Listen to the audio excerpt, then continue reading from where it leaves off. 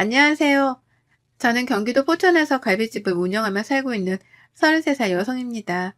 우연히 시작한 가게가 성공을 거둔 덕분에 곧 2호점 개업을 앞두고 있는데요.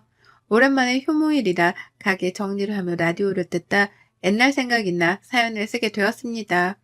요즘에는 인터넷이 많이 발달해서 SNS로 홍보를 많이 하고 필수가 되었는데요. 저는 개인적으로 SNS로 가면 치가 떨리는 사람입니다. 그 이유는 다름 아닌 저희 막둥이 신우 때문이에요. 처음에는 그저 신기하고 재밌어 보였는데 시간이 지날수록 사람을 지배하더라고요. 그걸 직접 눈으로 겪었으니 치가 떨릴만도 하죠. 제가 SNS를 싫어하게 된 사연, 지금부터 제 이야기를 들려드릴게요. 저는 위로 오빠, 아래로 남동생이 있는 3남매로 비교적 유복한 가정 환경에서 자랐어요. 남들은 저를 보고 흔히 금수저라고 표현을 하더라고요. 하지만 저희도 처음부터 가정 환경이 부유했던 건 아니었습니다. 제가 중학생이 될 무렵 아버지가 정년 퇴임을 하셨습니다. 그동안 모아둔 돈과 퇴직금으로 앞으로는 집 걱정 없이 살자며 낡은 빌라를 하나 매입하셨는데 빌라가 있던 지역이 재개발이 되면서 상당한 여유자금이 생기셨어요. 투자에 대한 정보도 모르고 계셨고 그저 월세와 전세를 전전하며 살지 않아도 된다는 희망 하나로 그 빌라를 매입했던 거였죠. 건설 현장에서 현장직으로 근무를 하시며 힘들게 저희를 키워오셨는데 우연한 기회로 저희에게 커다란 복이 되어 돌아온 케이스였죠. 그래서 부모님은 그때부터 부동산 사업을 시작하셨어요. 물론 드라마에 나올 법한 거물들처럼 사업을 거창하게 하는 건 아니고 강남의 아파트 한 채와 상가 건물을 보유하고 계시고 신촌에 오피스텔 건물을 지으셔서 월세를 받으며 노후를 보내고 계십니다. 어려움도 알고 동시에 여유도 같이 알았던 저는 늘 부모님이 말씀하시는 대로 겸손하게 살아왔어요. 가진 자일수록 어려운 사람을 도우며 살아야 하고 베풀며 살아야 한다고 늘 말씀하셨거든요. 또 부모님은 자식들에게 기대기 싫다며 저희도 스스로 인생을 개척하며 살으라고 하셨어요. 그래서 진작에 재산도 미리 나눠주셨고 볶아 먹던 삶아 먹던 알아서 하라고 말씀하신 상태입니다. 부모님을 모시고 사는 큰오빠 내외에게는 강남의 아파트 한 채와 상가 건물을 저에게는 10억의 현금을 주셨고 남동생은 결혼 후 독립을 하게 되면 오피스텔을 증여해 주신다고 했어요. 저는 언젠가는 저만의 음식점을 차리는 게 꿈이었습니다. 그래서 대학도 호텔 조리학과를 전공했고 졸업하자마자 바로 취업을 했습니다. 크고 작은 호텔에서 한식, 양식 할 것 없이 경력을 틈틈이 쌓았어요. 4년 정도의 시간이 흘렀고 28살이 되던 해에는 TV에 자주 나오는 유명 셰프의 식당에서 보조 셰프로 일을 하게 되었죠. 워낙 유명하신 분이라 같이 일한다는 것 자체가 영광이었습니다. 호텔에 방문하셨던 셰프는 제가 만든 음식을 드셔보고는 함께 일하자며 스카우트 일을 하신 거였죠. 그렇게 보조 셰프로 일을 하며 많은 것을 배워가고 있을 때 셰프님의 소개로 지금의 남편을 만났어요. 남편은 셰프님이 운영하시는 식당의 당구 손님이었어요. 저보다는 3살이 많았고 디자인 회사에서 근무하는 평범한 직장인이었습니다. 우연히 식당에 방문한 남편이 저를 보고 첫눈에 반해 셰프님에게 저를 만나게 해달라고 부탁한 거였죠. 자랑은 아니지만 저는 나름 곱상하게 생긴 외모였거든요. 처음에는 누군가를 소개받는 것이 굉장히 낯설고 어려운 일이었지만 평생 일만 하면서 살 수는 없지 않느냐는 셰프님의 말씀에 남편과 만남을 시작했어요. 늦은 밤이 되어서야 식당을 마무리하고 퇴근을 했는데 남편은 그런 저를 매번 집에 데려다 주었고 주말에 쉬는 날이면 식당에 방문해 제가 만든 요리를 먹고 싶어 했어요. 적극적으로 대시한 남편에게 저도 조금씩 마음을 열게 되었고 그렇게 연인 사이가 되어 결혼했습니다. 제가 모진 말을 해도 저만 바라보고 저를 위해주는 그 마음 하나만 믿었거든요. 다행히 시부모님도 마음이 따뜻하고 좋으신 분들이었습니다. 제가 결혼을 하기로 결심하고 처음으로 시댁으로 인사를 가던 날 오늘만은 남이 해주는 음식을 먹어야 한다며 상다리가 부러지게 음식을 대접해 주셨어요. 평소에 얼마나 고생이 많냐며 처음 보는 저에게 과할 정도로 많은 것을 챙겨주셨죠. 시어머니는 혹여나 제가 부담스러워할까봐 조심스레 이야기를 꺼내셨어요. 우리 아들이 결혼하고 싶은 여자를 데려온다길래 긴장했는데 막상 만나보니 왜 결혼을 한다고 했는지 알 것 같네요. 먼저 이야기를 들어서 그런가 인상도 좋고 우리 아들이랑 잘 어울리네요. 앞으로는 우리 집에 오면서 내가 맛있는 거 많이 해줄게요. 우리 가족이 된 걸 환영해요. 저는 긴장되고 굳었던 마음이 언제 그랬냐는 듯 사르르 녹았습니다. 그리고 의외의 복병을 만나게 되었는데요. 갓 20살이 된 늦둥이 신우였어요. 바로 그 문제의 신우입니다.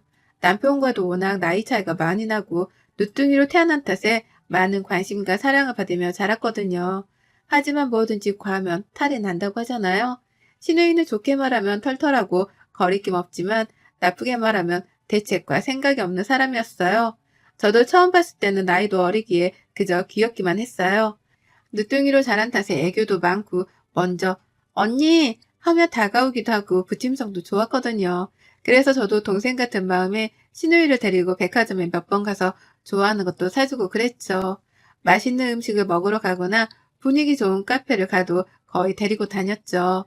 하지만 그게 화근이었을까요? 처음에는 보통 사람들처럼 음식 사진을 찍고 하는 줄 알았는데 점점 굳이 이렇게까지 해야 하나 싶을 정도로 사진에 집착을 하더라고요. 한 번은 맛집으로 소문난 파스타 집을 데려갔는데 음식 플레이팅이 너무 예쁘더라고요. 근데 음식이 다 나와야 사진을 찍을 수 있다며 죽어도 손을 못 대게 하더라고요. 결국 모든 음식이 차려지고 신우이가 사진을 찍은 뒤 식어 빠진 음식을 먹어야 했어요. 또 한 번은 성인이 된 기념으로 크리스마스 선물로 유명한 화장품 브랜드의 립스틱을 선물로 사주었는데 생일 때는 오히려 먼저 이 브랜드 가방도 사주세요 하면서 들이밀더라고요. 그래도 생일이니까 하는 마음에 덜컥 사줬죠. 나중에 신우의 SNS를 우연히 보게 됐는데 처음에는 일상을 공유하는 사진 위주였다가 점점 명품을 자랑하거나 부유한 사람이다라는 걸 과시하는 듯한 뉘앙스로 변질되어 가더군요. 실제로 협찬 문의가 여러 군데서 오기도 했고 신우이는 대학까지 휴학하며 집에 틀어박혀 SNS에 점차 지배당하게 되었죠. 잠자고 밥 먹는 시간, 화장실 가는 시간 외에는 별도의 스케줄을 짜서 움직이더라고요. 협찬으로도 모자라 무리하게 명품을 산다던가 먹지도 않고 입지도 않은 제품을 구매해서 리뷰를 한다던가 무언가 잘못되었다고 생각이 들기 시작했어요. 그러다 결정적인 사건이 발생합니다. 제가 근무하는 식당도 맛집으로 소문난 곳이에요. 낮밤 할 것 없이 사람들이 붐볐고 예약을 하지 않으면 먹을 수 없는 그런 곳이었죠. 신우이가 한 번은 제 식당에서 친구들과 식사를 하고 싶다길래 어렵사리 자리를 마련해 두었어요. 아니나 다를까 여러 대의 휴대폰으로 사진도 찍고 개인 방송도 하면서 4시간은 죽치고 앉아있더라고요. 보는 제가 다 민망할 정도였어요. 안 되겠다 싶어 퇴근하고 집에 가서 잘 타일러 봐야겠다고 생각했습니다. 그날 저녁 시댁에서 저녁을 먹기로 했기 때문에 일찍 퇴근하고 시댁으로 갔습니다. 신우이는 저에게 반가운 목소리로 언니 왔어요? 나 부탁 하나 있는데 들어줄래요? 라며 안기는 거예요. 무슨 부탁인데요? 들어줄 수 있는 거면 들어줄게요. 말해봐요. 역시 언니 짱! 다름이 아니라 저 컨텐츠 하나 찍는데 컨셉이 명품녀거든요. 근데 제가 돈이 없잖아요. 이번에 회사랑 새로 계약하면서 입지 조건이 더 좋아졌거든요. 조회수 많이 나오면 두둑하게 챙겨드릴게요. 그래서 그런데 언니 카드 한 번만 빌려주면 안 돼요? 네? 카드요? 아무리 그래도 카드는 좀 그렇죠. 얼마나 쓸 건데 그래요? 다시 환불할 거예요? 예이! 언니, 자존심이 지 환불은 무슨 환불이에요. 그냥 제 선물 사준다 생각하고 투자해 주시면 안 돼요? 아가씨, 한두 푼도 아니고 매번 이렇게 해주는 건 좀 아닌 것 같아요. 어느 정도 선에서야 당연히 해주겠는데 명품이 한두 개도 아니고 지난번에도 그렇고 많이 사줬잖아요. 그리고 아가씨 또래에 그렇게 치장하고 다니는 사람 없어요. 너무 과하면 오히려 보기 안 좋으니 다시 한번 생각해봐요. 언니, 정말 너무한 거 아니에요? 저 나이 어리다고 무시하는 거예요? 그 컨텐츠 하나 찍으면 돈이 얼만데 하나밖에 없는 신우이가 잘 되는 게 그렇게 배 아파요?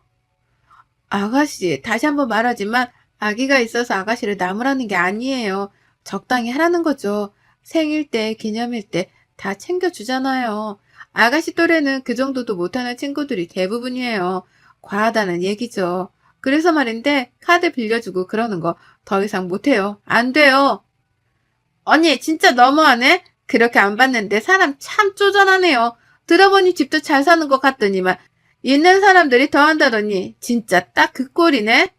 신우이는 제대로 토라져 저를 완전히 등지더라고요. 이상한 분위기를 감지한 남편이 무슨 일이냐며 다가왔지만 신우이는 콧방귀를 뀌며 방으로 들어가 버렸어요. 시부모님은 주방에서 음식을 하시느라 미처 그 상황을 보지 못하셨고요. 저는 조금 어이가 없었지만 식사 자리인 만큼 기분 좋게 넘어가려고 했어요. 저러다 말겠지 했는데 저의 큰 오산이었죠. 밥을 먹고 시어머니가 내주시는 커피와 과일을 먹는데 신우이가 대뜸 저에게 그러더군요. 언니는 시집살이 안 해봐서 시댁 사람들 어려운 거 모르나 봐요. 이참에 엄마가 잘 가르쳐야겠어. 신우이도 시댁 사람인데 어쩜 나한테 그렇게 막대하는지 몰라. 응? 그게 무슨 말이니? 아가, 너 얘랑 무슨 일 있었어? 그리고 규빈이 너, 그게 무슨 소리야? 말 그대로야. 언니는 사람 어려운 줄 몰라. 이참에 신우이 노릇 좀 해봐야겠어. 왜? 안 돼? 너 그게 언니한테 무슨 말버릇이야. 네가 뭘 안다고 신우이 노릇을 한다고 그래? 너 언니한테 그러면 안 돼. 대뜸 저렇게 말하니 저는 아무런 대꾸를 할 가치가 없다고 느껴졌습니다. 아까 일에 대한 보복이었죠. 하지만 나이가 어린 탓인지 생각하는 것도 어리더군요. 언니, 말해봐요. 아까는 그렇게 따박따박 말 잘하더니 왜, 쫄려요? 예, 너 그게 새언니한테 무슨 말버릇이야. 조용히 안 해? 저는 대충 넘어가려고 했지만 도저히 그냥 두면 안 될 것 같아 차분히 말하기 시작했어요. 아가씨, 제가 말했죠. 그동안 어머님, 아버님 모르게 챙겨준 게 얼만데 그런 서운한 소리를 해요. 생일이면 생일, 기념일이면 기념일. 친구 생일이라 그래서 저번에는 호텔 예약까지 해줬죠. 저번에 휴학하는 거 비밀로 해달라고 한 거 지금 말해도 돼요? 아가씨 행동을 도저히 이해 못하겠네요. 학교까지 휴학하면서 그렇게 SNS에 매달리면 뭐가 나와요? 이참에 다 까불려 볼까요? 봐봐. 언니 눈 저렇게 뜨고 나한테 말하는 꼬라지 좀 보라고. 이래도 가만히 있을까요, 엄마, 아빠? 가만, 휴학? 규빈이 너 휴학했어? 언제 했니? 어떻게 한마디 상의도 없이 휴학을 해? 어쩐지 가만 보니 집에 있는 시간이 좀 많다 했다. 너 무슨 생각으로 휴학한 거야? 그놈의 SNS가 뭔데 그래? 그때서야 신우이가 조금 움찔하더군요. 사실 신우이가 학교 휴학한 건 저와 남편밖에 모릅니다. 근데 웃긴 건 휴학한 사실을 모르고 있던 시부모님이 신우이의 대학 등록금 학비 명목으로 꾸준히 통장에 돈을 넣어주셨던 거예요. 신우이는 그 돈으로 명품을 사고 놀러 다녔고요. 아가씨, 내가 이런 말까지는 안 하려고 했는데 뭐 사줄 때마다 영수증 간직하는 버릇이 있어요, 내가. 지금 이거 뭔지 알죠? 그동안 내가 사준 것만 해도 웬만한 직장인 연봉은 될 건데 어머님, 아버님이 보내주신 등록금, 용돈 그거 다 뭐 했어요? 내가 매번 오냐 오냐 하니까 내가 그렇게 만만해요? 신우이가 손윗사람? 적어도 나이 어린 아가씨한테 꼬박꼬박 존대해가며 대우해줬다고 생각해요. 근데 오히려 적반하장으로 숫자 노릇을 하겠다니 기가 차네요. 감당할 수 있어요? 언니, 그래도 말 그렇게 하는 거 아니죠? 어머니, 나도 신우이 되는 사람이고 나이 어리다고 무시해요? 내가 대학을 휴학하던 말도 무슨 상관이야? 내가 돈 벌어서 잘 먹고 잘 살겠다는데 그거 하나 도와주기 어려워요?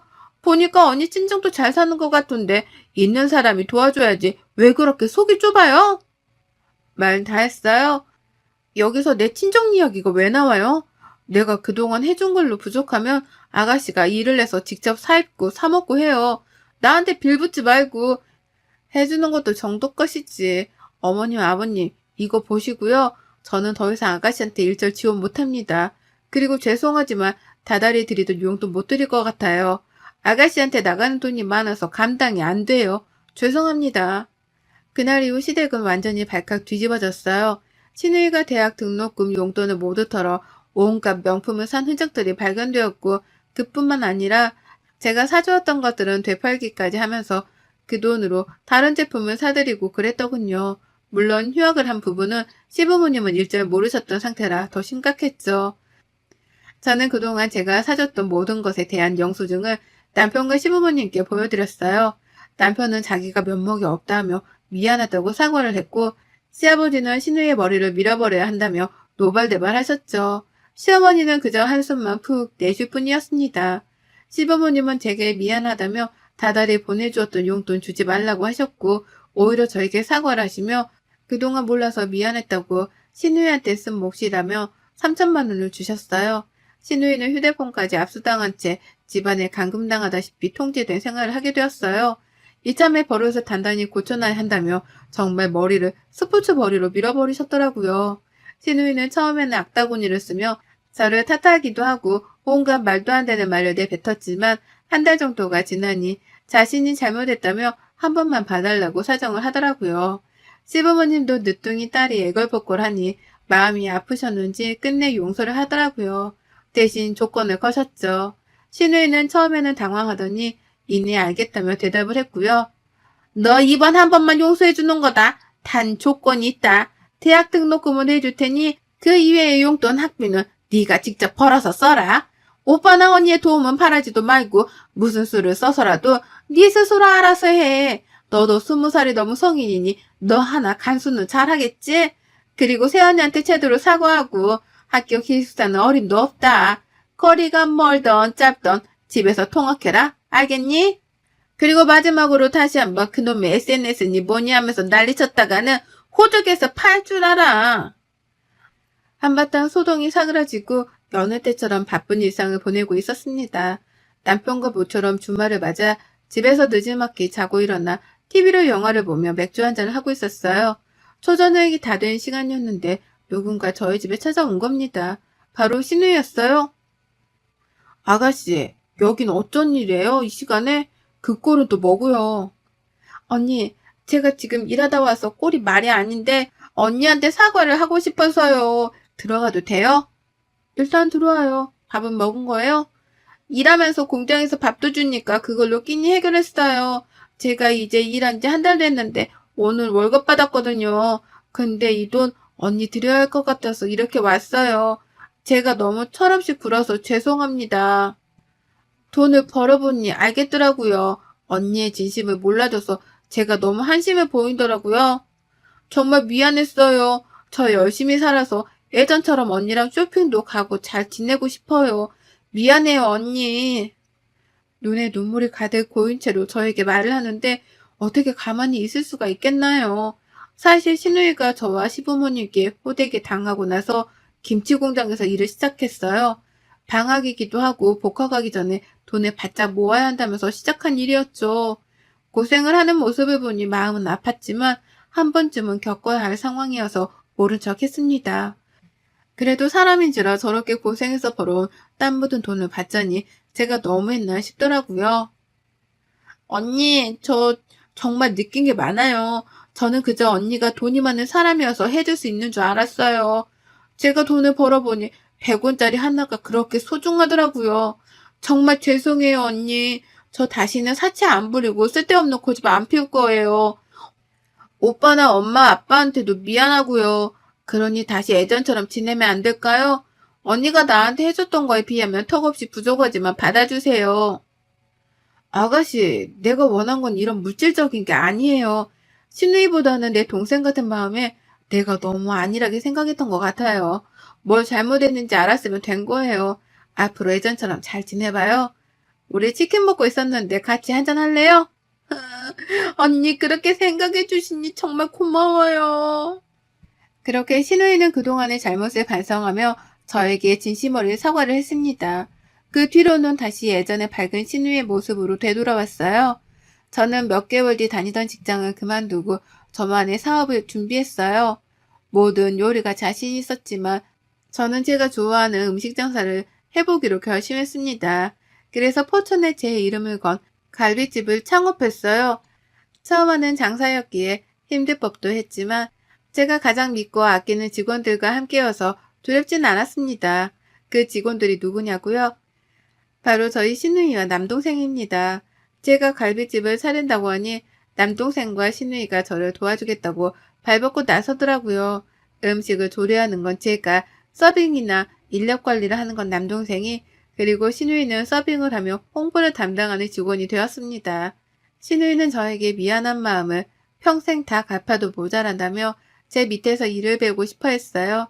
그렇게 세 명이 줄을 이루어 갈비집을 운영해 나갔습니다. SNS라고 하면 아직도 치가 떨려 그걸 이용해 홍보할 생각은 없었어요. 하지만 요즘 트렌드를 따라한다며 남동생과 시누이가 저를 설득한 뒤 적극적으로 홍보를 하기 시작했고, 창업을 한 지 1년 정도 만에 2호점을 내야 할 정도로 번창하게 되었죠. 2호점은 친정 부모님, 시부모님이 합세해 운영을 하게 되었습니다. 시부모님은 정신은 차리고 자기 인생을 사는 시누이가 대견하다고 칭찬을 하시고, 제가 마음고생이 많았다며 위로해 주셨어요. 시누이는 저에게 혼나기도 하며 눈물을 가끔 흘리지만 혹독하게 일을 배우고 있답니다.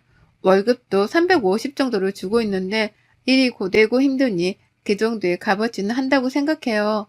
또 시누이가 사치 부리면 어떡하냐고요? 절대 그러지 못하게 일을 시작하기 전에 각서를 썼거든요. 우연인지 다행인지 모르지만 시누이는 월급의 절반 이상을 저축하고 있었고, 시부모님도 용돈도 드리고 알차게 잘 생활하고 있더라고요. 얼마 전에는 저에게 결혼자금 1억을 모으는 것이 목표라고 하더라고요. 정신을 차리고 잘 살려고 노력하는 모습을 보니 기특했습니다. 앞으로 2호점을 시작으로 3호점, 4호점도 낼 계획이에요. 가족들이 모두 사업을 같이 하는 바람에 힘은 좀 덜 들지만 많이 행복하네요. 내년 가을에는 사랑스러운 아이도 태어날 예정이라 조금 더 많이 행복해질 것 같습니다. 시누이는 벌써부터 고물하며 이것저것 아기 선물을 사놓기 시작했네요. 요즘에 SNS를 하도 많이 하다 보니 사람 사는 세상 같지 않다고 느껴진 적도 있는데, 여러분도 그런 적 있나요? 저는 예전에 휴대폰이 없던 시절이 그리워지기도 한답니다. 사람과 사람 사이의 정이 없어진 느낌이랄까요? 여러분도 혹 주변에 놓고 지나가는 것이 있지 않은지요? 사는 게 힘들더라도 가끔은 쉬어가며 주변을 한 번쯤은 돌아보세요. 그동안 느끼지 못했던, 보지 못했던 것들을 발견하실 수 있을 겁니다. 제 긴 사연 읽어주셔서 감사드립니다. 행복하세요. 여러분의 생각은 댓글로 남겨주세요. 오늘도 시청해주셔서 정말 감사합니다.